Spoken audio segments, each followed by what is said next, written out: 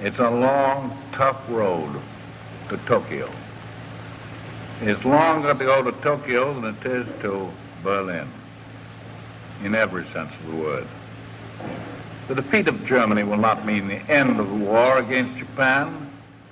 As the war in Europe drew to a close, Allied attention turned to Asia and the war against Japan. One of the pressing needs was intelligence. As essential as the defeat of Germany. The Viet Minh believed Allied statements supporting the rights of oppressed peoples. They had given the Allies information about Japanese troop movements. So the Americans turned to the Viet Minh and its leader, Ho Chi Minh. I first met Ho on the China border between China and Indochina in the last days of April of 1945. He was quite an interesting individual, very sensitive, very gentle, a rather frail type. We spoke quite at length about the general situation, not only in Indochina, but the world at large.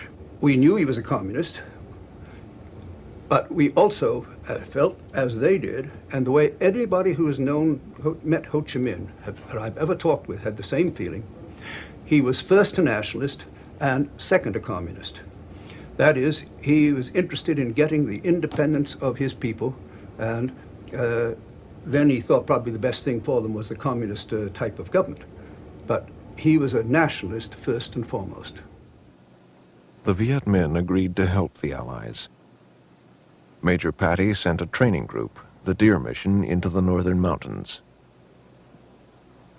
The Deer team went in and they organized out of about 500 Vietnamese.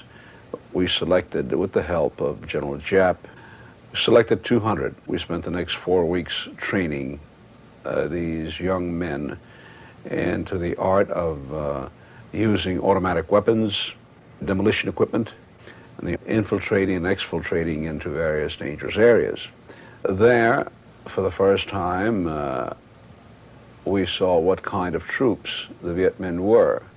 They were a very willing, fine, young nationalist, really what we used to say gung-ho type. They were willing to risk their lives for their cause, the cause of independence against the French. Before Ho's men could prove their willingness, World War II was over.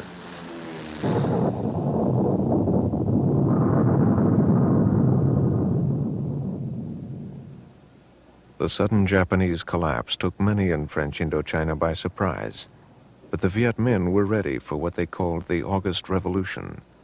Declaring Vietnam independent, they marched in to take Hanoi peacefully.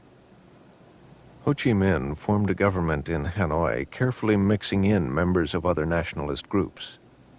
But in the south, away from Ho's moderating influence, his followers started purging rival nationalists. Still with the Viet Minh, and perhaps reinforcing the idea of American support, was the OSS. 2 or 3 days after I met Ho, he asked me to come in and stop in and see him, at which time he wanted to show me something. And what he wanted to show me was a draft of the Declaration of Independence that he was going to declare several days later.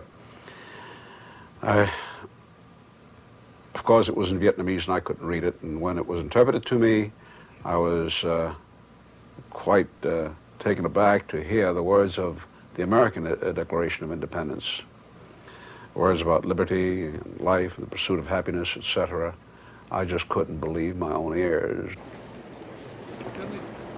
On September 2nd, 1945, on board the USS Missouri in Tokyo Bay, Japan formally surrendered. And on the same day throughout Vietnam, the Vietnamese celebrated their self-proclaimed Independence Day and the formation of a new country, the Democratic Republic of Vietnam. In Hanoi, Ho Chi Minh read a speech that began, "All men are created equal. They are endowed by their Creator with certain inalienable rights."